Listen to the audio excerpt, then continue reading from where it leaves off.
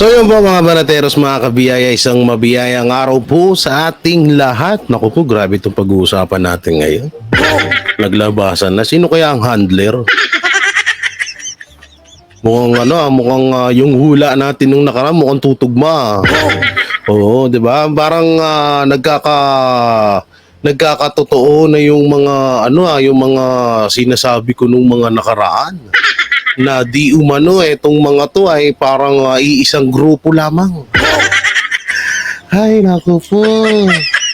Gravity na, no? Ito na nga, no, binunyag na nga ni BP Sara kung sino ang mga kung sino yung mga handler nitong mga hinayupak na. Oh, syempre nandiyan si Trillanes, Franz Castro, at sino ba yung isa? Sino ba yan? Hontivirus. So, hindi kasi tayo, no? Kahit iba-iba, kasi ang ginagawa nilang technique, kunwari minsan nagpapatamaan, nagtitirahan, minsan nagbabanatan sila. Pero para sa amin, para sa atin, ng mga alam na natin yung mga ganyang galawan, hindi na tayo naniniwala. Dahil alam naman natin na iisa lang talaga ang motibo ng mga hinayupak na to. Walang iba kundi pabagsakin ang mga Duterte. Di alam nyo kasi ang kapulitot ko nga sinasabi na kaya galit na galit sila sa mga Duterte dahil nung panahon ni PRRD ay matagal silang najeta sa pangungurap. Wala akong babanggitin na pangalan kung sino yung mga sinasabihan ko na mga nangungurap. Pero alam niyo na kung sino yan, ha? Hindi na kailangan na ipaalala. Ngayon, itong video na itong re-reaction natin, mag-ano tayo dito, kailangan ko ng tulong nyo. At syempre, kukomment nyo yan dyan sa baba. Kung sino yung napupusuan nyo sa mga buhaya na nasa gobyerno, kung sino yung pinaka-handler nitong tatlong to. That kung ito yung kabaliktaran ng movie na Three Idiot. Ito yung kabaliktaran. Kaya kayo dyan sa Caloocan, mga tiga Caloocan yan, mag-isip-isip kayo. Oo, kasi parang, diba sabi ni Risa, next year, tatakbo siya. So si Castro naman, tatakbong senador. Si Trillanes, tatakbo namang mayor sa Caloocan. Aba, mga tiga Caloocan, huwag kayong kumuha ng bato na ipupukpok nyo na naman sa ulo nyo. Kung okay yung dyan, kung medyo okay yung mayor dyan, no, na tumatakbo or nakaumupo sa lugar nyo, yan na lang piliin nyo. Baka mas okay pa yan. Kaysa naman kay Trillanes. Baka gagawin ni Trillanes pala bigasan niyang Caloocan. Yung sahod at budget na mga makukuha niya or yung mga makukurapot niya dyan sa Caloocan, gawin niya lamang panggastos para sa mga kaso-kasong inaatupag niya.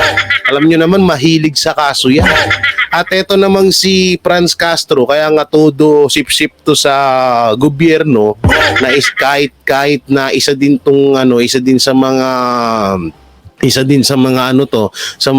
against to Marcos, kailangan niya munang kagatin yun, kailangan niya munang lunukin. Dahil alam naman natin na kapag hindi niya nilunok, baka bukas sa makalawa, makukulong siya. At hindi nila matutupad ang kanilang pangarap na makaupo bilang senador. At dito naman kay Risa, paano ba tong kay Risa? Basta baliw siya. Gago! Basta obsessed siya sa mga Duterte, no? Mga obsessed to sa mga Duterte. Kaya nga talagang maituturing natin na iisang grupo lang tong mga to. No? So syempre, bago natin to simulan, don't forget to like, share, comment, and subscribe sa ating YouTube channel. Pakipindot na lang din po yung bell button para lagi tayo updated sa ating mga video araw-araw, at pakipindot na lang din yung join button dyan. So ito yung video ni BP Sara. Ayan, oo, ito, handler ni Trillanes, Hontiveros at Castro, iisa lang. BP Sara Duterte. Naku, manghuhula tayo dito, Oo, pero ako may naiisip na ako dito. Parang may napupusuan na agad ako. Okay, play. iisa lang ang handler ni Risa Ontiveros, ni Sunny Trillanes, at ni Franz Castro. Although si Franz, parang I think she's serving two masters. Hindi siya direct doon sa isa. Dito lang siya sa isa. Ah, ibig sabihin, dalawa pala. Unang-una, ang diversionary tactic, wag the dog nga sinabi ko noon na ginagawa is yung pag-atake sa akin. Kita nyo, wala na tayong pinag-uusapan patungkol sa bansa, kundi si Sara Duterte. At hindi na natin napapag-usapan ang kahirapan, ang kagutuman, ang kawalan ng internet, walang internet connectivity sa iba't ibang lugar, kuryente na mahal, kuryente na hindi reliable ang supply. Ang daming problema ng bansang ito. Pero hindi na pag-usapan. So yun nga, no, alam nyo, sinabi ko na rin yan ng paulit-ulit na ang ginagawa nga talaga ng mga anti-Duterte para hindi mahalata ng mga Pilipino, para hindi nyo mahalata ang kabulastugan na ginagawa nila sa ating gobyerno, ang palagi nilang ipinapabalita at palagi nilang ipinapanood o ipinapamuka sa taong bayan ay ang mga Duterte ay masama. Pero yung mga karapat-dapat na pagtuunan ng pansin, pag marami, katulad lang yan, hanggang ngayon nag-aantay tayo ng sagot mula or kahit man lang katibayan or kahit masasabing may napala sa ginawa ng gobyerno. Katulad lang yan, yung pag-alis-alis ni President Bongbong Marcos sa iba't ibang bansa. So asan na yung update doon? May nangyari bang maganda? Kasi una-una yung budget doon sa mga travel ni yung mga travel ni ni Marcos ni Buaya number 1, ni Haring Buaya pera ng taong bayan yan at hindi basta-bastang pera, yung milyon yun. No? Hindi lang 1 milyon, hindi lang 5, hindi lang 10, hindi lang 20. Malaki-laki yun, ha? So, asan na ba yun? Asan na ba yung naging bunga nun? No? Yun yung isa sa mga inahanap natin yung bunga. Asan na yung bunga nung mga pag-travel sa ibang bansa? Asan na yung pagkikipag-usap sa iba't ibang presidente sa ibang bansa na makakatulong daw sa ating bansa. So hanggang ngayon wala tayong nakikita at walang nai-explain ng gobyerno mapatungkol dun. Na matagal na hong hinahanap at tinatanong din ng taong bayan, asan na ba yung bunga ng pag around the world mo? Oo, kadalasan nababasa natin yan sa mga comment section, sa mga lalong-lalo sa Facebook, sa YouTube na, oy, ganito ganyan, nasan na yung ba't puro na lang kayo Alice Goo? Puro na lang kayo Pastor Apollo Sikibuloy. Puro na lang kayo PRRD. Puro na lang kayo Sara Duterte. Asan na yung yung ginawa mong pag-travel sa iba't ibang lugar? So wala na. At meron pa, yung sinabi ni BP Sara about sa mga pagbaba ng presyo ng bigas, sagot sa yung kahirapan, yung kawalan ng mga internet dito sa iba't ibang, alam nyo tayo na lang or Pilipinas na lang ang pinakahalos sa bukod po sa Africa at meron pang isang lugar na nakalimutan ko lang, may tayo ang kasama tayo sa mga talagang hikahos or kapos sa larangan ng internet dito sa bansa natin. Kaya nga napakaganda nung sinabi ni BP Sara na dapat yun ang pag-usapan. Hindi, tignan nyo, pansinin nyo maigi.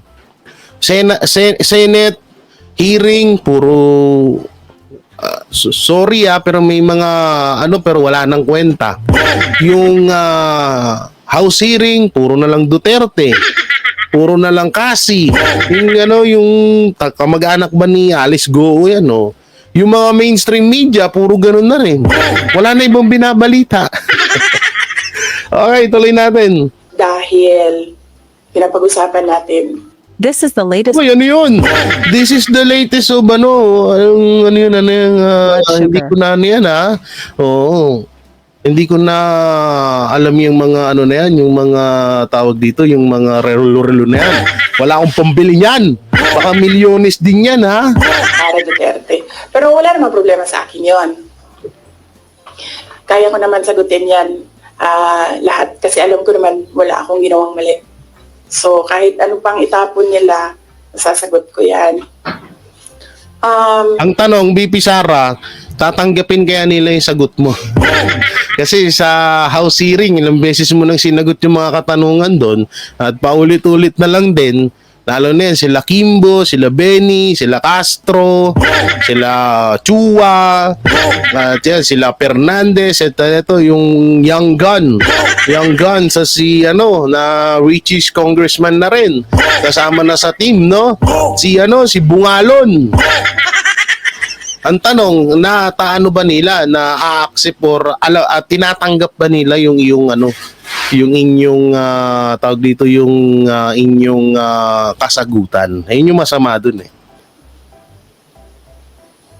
So, hindi ko na sila actually maintindihan. Pumupunta ako doon sa kanila, nagagalit sila.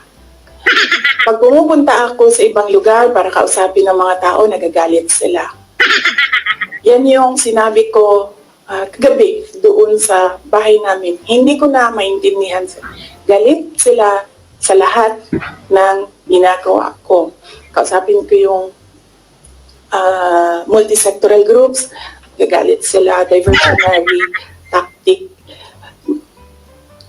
Hindi ko naman inimbento yung fiesta ng Peña Francia doon. Ay. Alam niyo, tawag-tawa ako dito sa sinabi ni Bibi Sara na hindi ko naman inimbento yung piyesta doon na para ako yung lumikha ng piyesta para makapunta ako.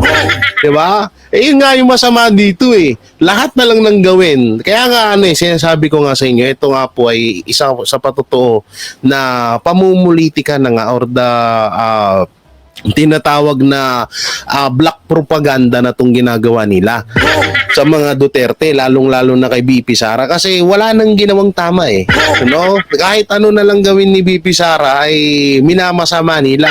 So, ewan ko, may sasabihin dito si BP Sara na isa pang nakakatawa. Talaga namang totoong merong centennial coronation mass ng Our Lady of Peña Francia at inimbita ako doon. Sinabi ng kaibigan ko. At ito pa, wait lang, maputol ko lang si Bibi Sara.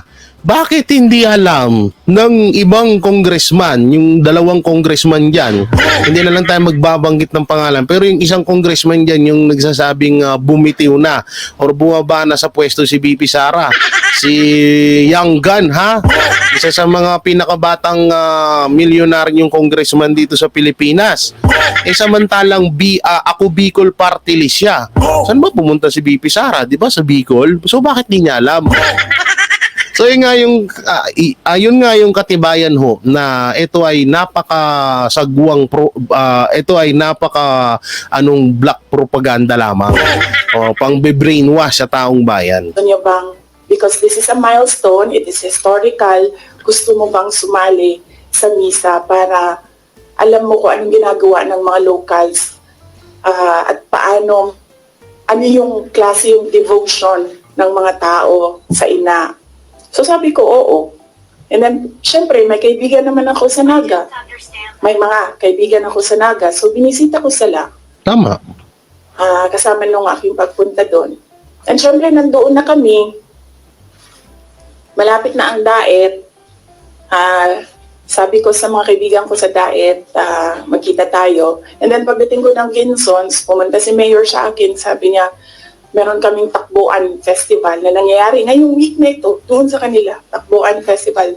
Apparently, ito yung festival ng birthday ni Wenceslao Ginsons.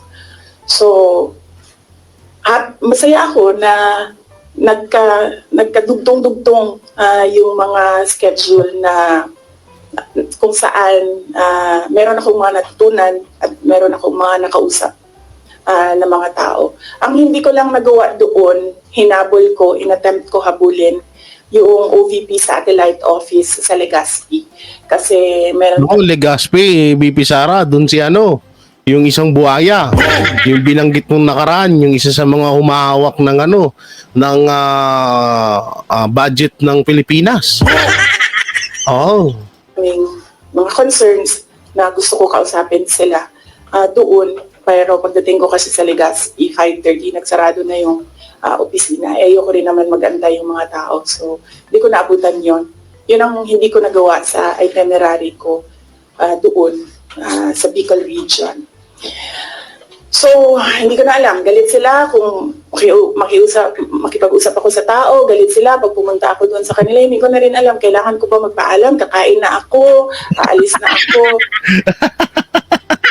tama nga naman. Hindi, ito mga congressman, sabihin nyo na lang kasi kung baka gusto nyo kasing lahat ng mga kilos ni BP Sara ipapaalam sa inyo, madali namang kausap si BP Sara.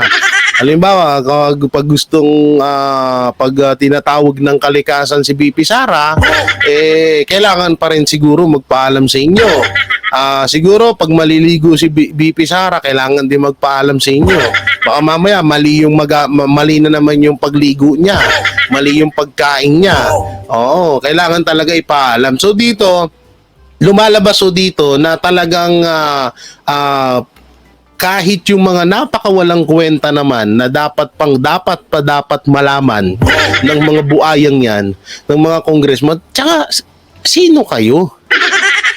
Sino kayo para kailangan parang yung vice president pa, yung pangalawang pinuno ng or pangalawang leader ng bansang Pilipinas, siya pa yung mag-a-adjust at siya pa yung parang kayo yung gusto nyong maging head sa kanya. Bakit parang yung vice presidente pa yung mag-a-adjust sa inyo?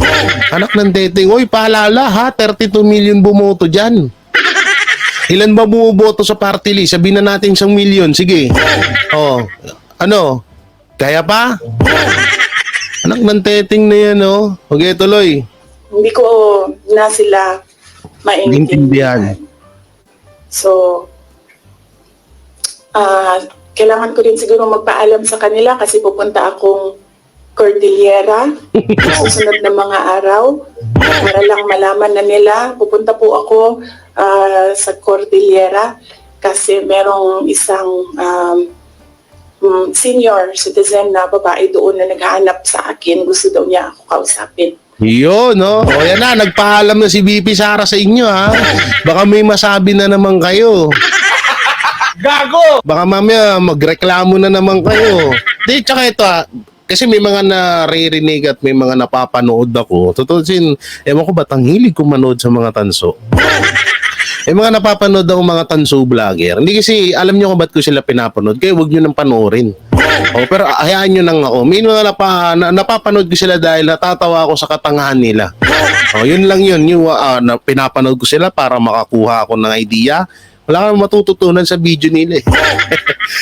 Inaano ko nga may napanood ako na etong si BP Sara daw ay napakagalang vice president.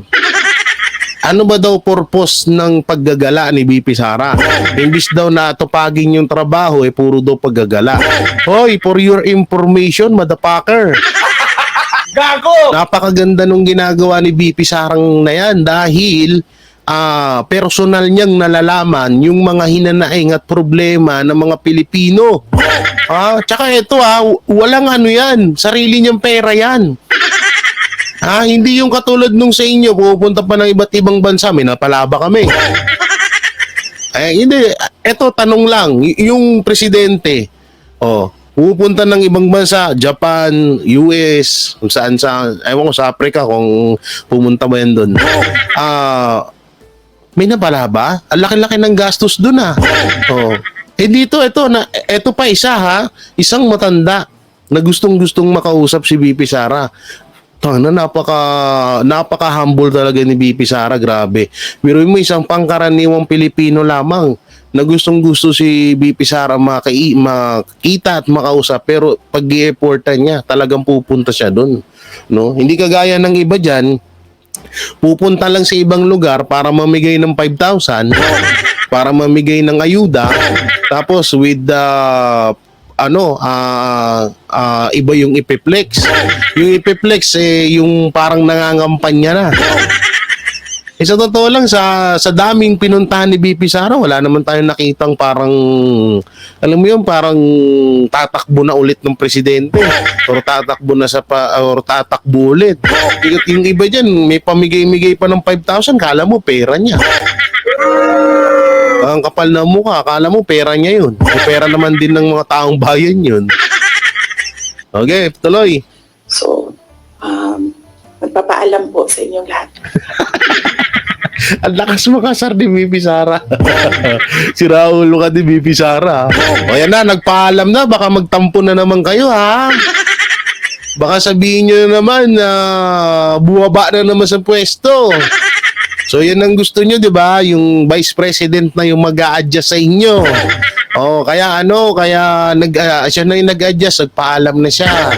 Oo, sa matapos daw siya pupunta. Oh, baka mamaya sasabihin nyo kung ano na mapagpuputak-putak ninyo dyan. Malamang sa malamang may press con na naman ng mga buhaya, ang mga baby crocodile. Bukas sa Makalawa, nakaharap na naman sa mga kamera yung mga yan. Aba, lupit, oh. Tapos doon na naman magpapaaway pa. Kami nga dito magdamag kaming nagtatrabaho. Kami nga dito, lagi kaming puyat. Di tayo na, di magsialis kayo sa pwesto nyo. Ayaw nyo pala ng ganun Gusto nyo lang, anong gusto nyo? Pakinabangan yung sahod nyo? Tapos di kayo magtatrabaho ba? Natural, pagtrabahuhan yan. Kupal ka ba? Gago! Di ba? Pagtrabahuhan yun. Anak ng titing, pinapasahod kayo ng tambayan, tapos ngayon magre-reklamo kayo. Ba't kayo pumasok din sa pagiging congressman kung magre-reklamo kayo? Tsaka napakapangit no? Napakapangit na sabihin ng isang politiko na kami nga dito, puro trabaho. Kami nga dito, wala nang tulog, madaling araw umuwi. Trabaho niya, sinumpaan niyo yan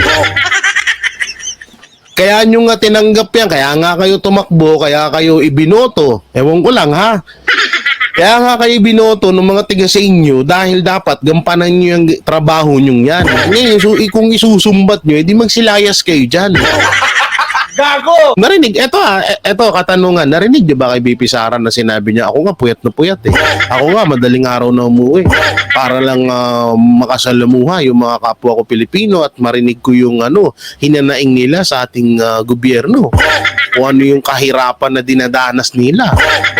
Nakarinig ba kayo ng ganun sa pangalawang pinuno ng bansa natin? Hindi, di ba? Kaso yung mga baby crocodile, kita na nasa mababang pwesto pa lang kayo, nagre-reklamo na kayo. Paano pag nasa mataas na pwesto na kayo? Gago! Okay, tuloy natin. Follow other topic? Follow ko because red.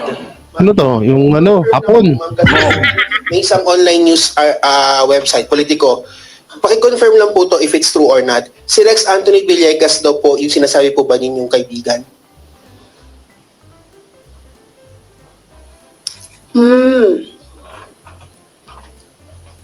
Hindi ko alam kung nagsalita si Asek Villegas. Hindi ko, sorry, I have no information right now kung ano yung sinabi ni Asek Villegas. Siya daw po yung in-identify na Bicolano friend na nag-broker sa meet ninyo. Naku, yari ka, Asik Villegas. Bukas sa Makalawa, may kaso kang hindi mo alam. May magiging kaso ka na bigla na lang lilitaw.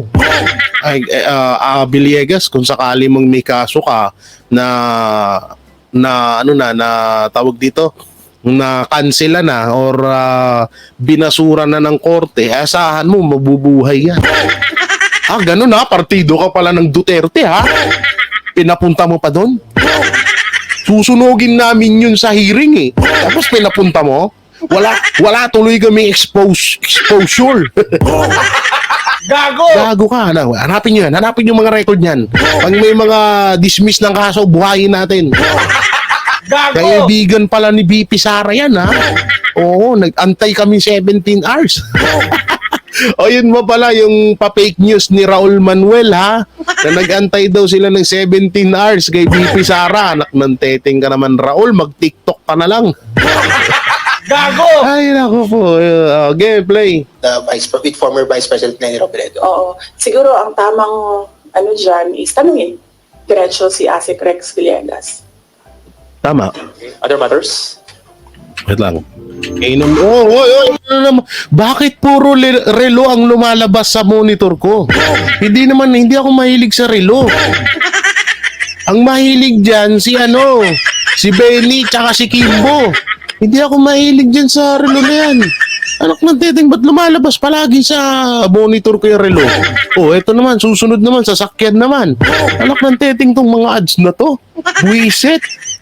Wala akong 18 million. Wala akong 18 million pambili niyan, ha?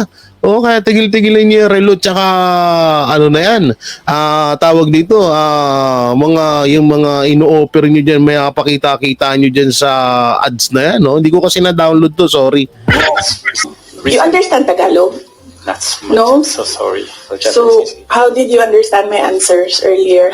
sorry. Just It's go ahead. okay. Go ahead sa sakit. Oh, I love Japan. Thank you. It's my favorite country in the world. Yes. Next to the Philippines, ha? Because the Philippines is, Gagawin na naman na issue yan, BP Sara. BP Sara, mas mahal ng Japan. BP Sara, pro-Japan na. Ay, naku.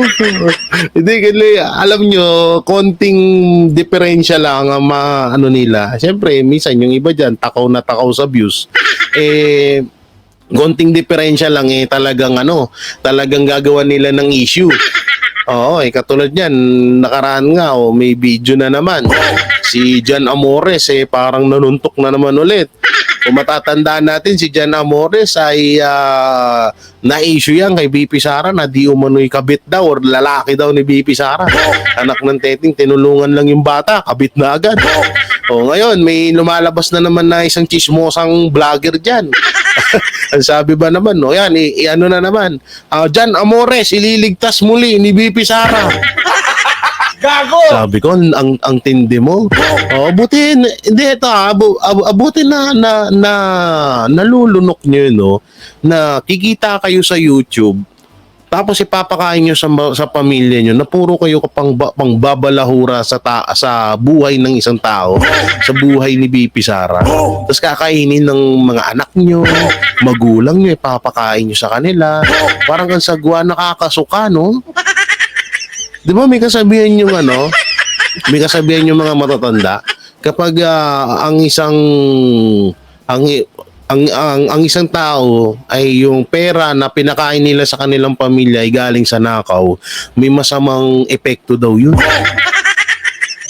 Kaya pala dumadami yung mga buhaya, no?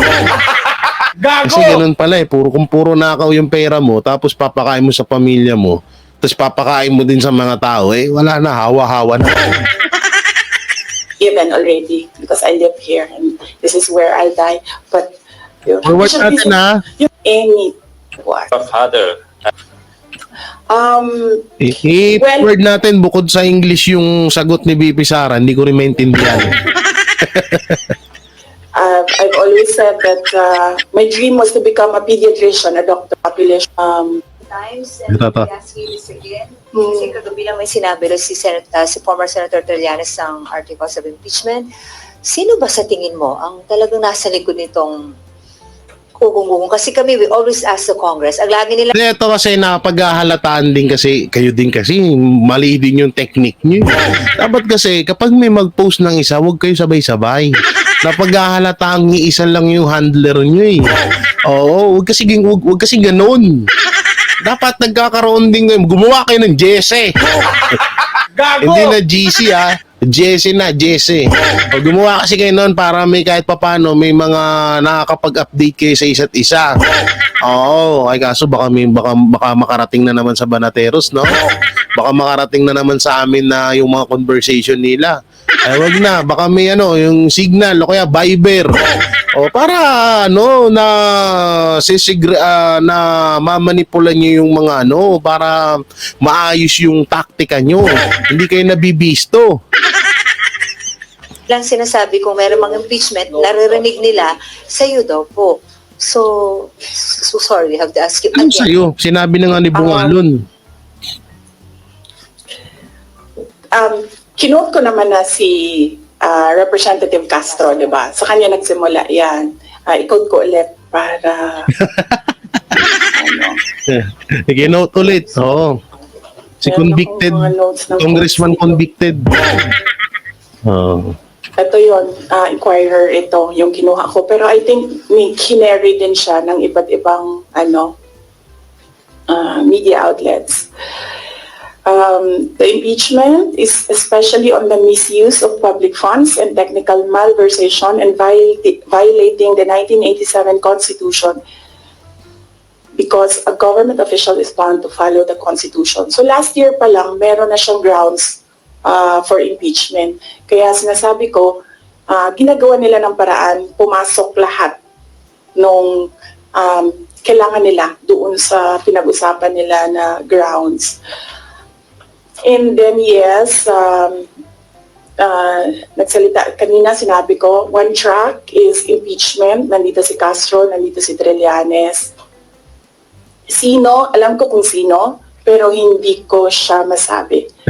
Proper time, siguro, pag lumabas na yung story about sa kanya, sasabihin ko yung lahat ng alam ko.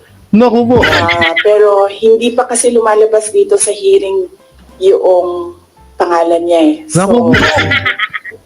pag merong nagsalita dyan about sa kanya, sasagutin ko. Ba? Sasagutin ko kung sino. Ba?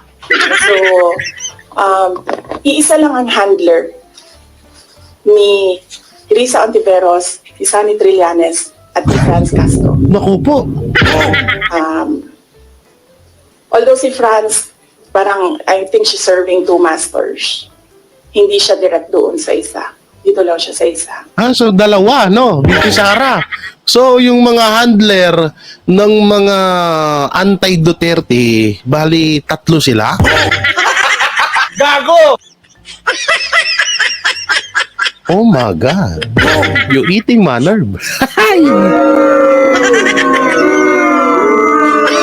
Oh my God. You eating manner. Oo, hindi you getting manner ba? Hindi na, you eating manner. Oh my God. Grabe, 2 sila. So, ibig sabihin, si Buaya 1, si Buaya 2, at si Buaya 3, ay yan pala yung mga handler na yan. So, hindi daw nababanggit sa hearing. Ay, alam na this. Yung ano siya eh. Siya yung muntik madapa na mawala na yung buhay. Gago! Oh, gets nyo na guys. Siya yung nadapa na muntik nang mawala ang kaluluwa. Baka nga, yung isa nga, oo nga, kasi hindi siya nababanggit masyado sa hearing. So, ibig sabihin, kapag nabanggit na, nako po, delikado ka dyan, mabibisto ka, inay. Mabibisto ka, Mamshi. Gago! Oo, malamang sa malamang si Mamshi to. O, maraming Mamshi ha, malay natin kung sino yan. Oo, kasi hindi daw nababanggit sa hearing. Diba? So, ibig sabihin, siya nga yun. So, ibig sabihin, 2. May isa rito at may isa. Ang tanong, lalaki po ba, babae? Parang medyo may pagkababae na hindi. Hindi, babae. Para sa akin, babae. Oh, malapit to, BP Sara. Sino to? Pabulong, ha? Pachismis naman, BP Sara. Baka naman. Gago! Hindi kayo ba, mga banateros? Kung sino, letter, paano ba natin paano ba natin paano ba natin di-deliver letter A si Bonget, letter B si Tamba, letter D si Hunyango, oo, si Hunyango ko, at letter C si Mamshi. Gago! Pilin na kayo. Comment nyo lang dyan sa baba, ha? Sino kaya yun? Naku po. Hindi kasi talagang mapapaisip ka. Alam nyo, eto na lang eh. No, kung yung mga vlogger nga nababayaran eh. O may video tayo niyan, ha. May katibayan tayo na na binabayaran yung mga vlogger na bumabanat kay BP Sara. What if pa tong mga to? Alalahanin nyo, yung tatlong yan, Trillanes, Ontiveros, Castro, mga tatakbo yan. So sa madaling salita, kailangan nila ng kwarta. Hindi basta-bastang tumakbo ng pagiging senator. Hindi basta-basta tumakbo ng pagiging mayor. At hindi rin basta-basta tumakbo bilang vice presidente. Kasi yung isa dito na hinayupak na naririnig ko ay parang tatakbo siya bilang vice presidente. Or hindi ko lang alam kung ano pa. Yung isa dito parang tatakbo ng vice presidente sa darating na 2028 election. Kaya todo pabida ngayon. Kailangan laging nakatapat sa kanya ang camera. Tsaka hindi nyo napapansin. Hindi nyo napapansin, nag-aagawan sila ng spotlight. Kasi nga kailangan nila magpasikat dun kay dun sa nasa taas na nagmamandu sa kanila para ponduhan sila.